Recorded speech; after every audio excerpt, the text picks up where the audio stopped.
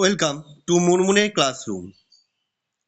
আমরা করছি ক্লাস 12-এর আজ থার্ড পার্টের লাস্ট অংশ বা পার্ট 2 সেট 3-এর।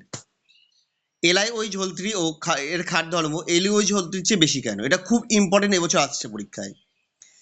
এলে ওই ঝোলত্রি তীব্রতর ক্ষারক এবং ল্যান্থেনাইট সংকোচনের কারণে ল্যান্থেনাইট আয়নগুলির ব্যাসার্ধ La3+ Lu3+ পর্যন্ত ক্রমশ হ্রাস পায়। ফ্যাজানের সূত্র অনুযায়ী ক্যাটায়নের আকার যত হ্রাস পায় সমযোজী ধর্ম তত বৃদ্ধি পায় এবং ক্ষার ধর্ম হ্রাস পায়। তাই এলএওই ঝোলত্রির ক্ষার ধর্ম সবচেয়ে বেশি, কিন্তু এলইউওই ঝোলত্রির ক্ষার ধর্ম সবচেয়ে কম। নেক্সট কোশ্চেন, C4+ ও SM4+ এর মধ্যে কোনটি উত্তম বিজারক এবং কোনটি উত্তম জারক? SM2+ হচ্ছে উত্তম বিজারক এবং C4+ উত্তম জারক। Cu2+ লবণগুলি জলীয় দ্রবণে সহজেই Cu2+ জারিত হয়ে যায়। ব্যাখ্যা করো। Cu D10 3D উপকক্ষ ইলেকট্রন দ্বারা পূর্ণ থাকায় ইলেকট্রন বিন্যাস খুবই সুস্থিত, তাই Cu2+ অপেক্ষা Cu+ এর স্থায়িত্ব বেশি হওয়া উচিত। কিন্তু বাস্তবে দেখা যায় জলীয় দ্রবণে Cu+ লবণগুলি সহজেই Cu2+ জারিত হয়ে যায়। Cu2+ অধিক সুস্থিতির কারণ হলো জলীয় দ্রবণে Cu2+ এর হাইড্রেশন এনথালপির মান এতটাই বেশি হয় যে তা কপারের দ্বিতীয় আয়নের এনথালপিকে অতিক্রম করে যায়। প্রথম সন্ধিগত সারি কোন মৌলটি সবচেয়ে বেশি জারণের সঙ্গে থাকে? এটা হচ্ছে Mn, ম্যাঙ্গানিজ। NaCl কে কঠিন K2Cr2O7 ও ঘন H2SO4 উত্তপ্ত করলে কি হবে? এটাও খুব ইম্পর্টেন্ট এবছরের জন্য। ক্রোমিল ক্লোরাইড বাষ্প উৎপন্ন হয় লালচে কমলা বর্ণের। বিক্রিয়া কি? K2Cr2O7 + 4NaCl + 6H2SO4 তৈরি হবে 2CrO2Cl2 + 2KHSO4 + 4NaHSO4 + 3H2O। TiCl3 ও TiCl4 এর মধ্যে কোনটি বর্ণযুক্ত কেন? TiCl3 বর্ণযুক্ত, কারণ এখানে ইলেকট্রন বিন্যাস হচ্ছে 3d1, আর্গন 3d1 Ti+। তাই এখানে দ্বিকক আংশিক পূর্ণ থাকায় ইলেকট্রনের ডিডি স্থানান্তর সম্ভব হয়, তাই এটি বর্ণযুক্ত হচ্ছে। একটি মৌলের ইলেকট্রন বিন্যাস লিখতে হবে, নাম ইলেকট্রন বিন্যাস, যেটাতে ডি সারির অন্তর্ভুক্ত অযুগ্ম ইলেকট্রনের সংখ্যা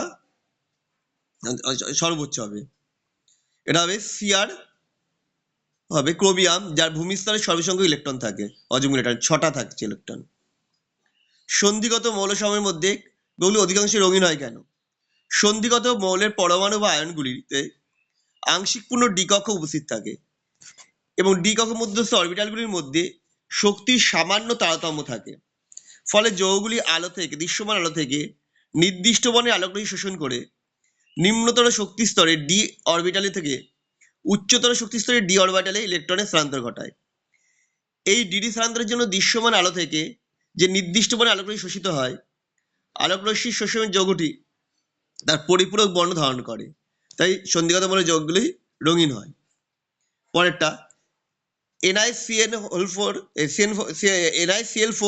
2- ও NiCl4 2- এর কেন্দ্রীয় পরমাণু সংকরণ অবস্থা গঠনাকৃত চৌম্বক ধর্ম বলেছে।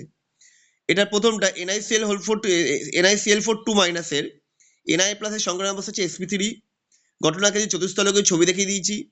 দুটো বিজোড় ইলেকট্রন থাকে, এটা হচ্ছে প্যারাম্যাগনেটিক ধর্ম সম্পন্ন। NiCl4 এর ইলেকট্রন বেস হচ্ছে dsp2, তার একটা জোড়বদ্ধ হয়ে গেছে ইলেকট্রনটা। dsp2 এর গঠনাকৃতি হচ্ছে সামতলিক বর্গাকার এবং কোনো বিজোড় ইলেকট্রন না থাকায় ডায়াম্যাগনেটিক ধর্ম বিশিষ্ট।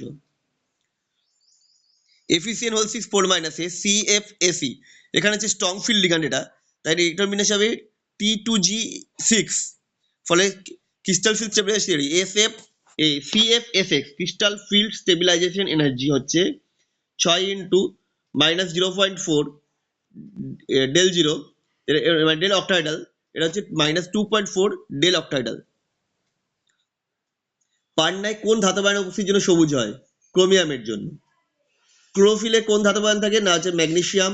হিমোগ্লোবিন থাকে হচ্ছে Fe, আয়রন।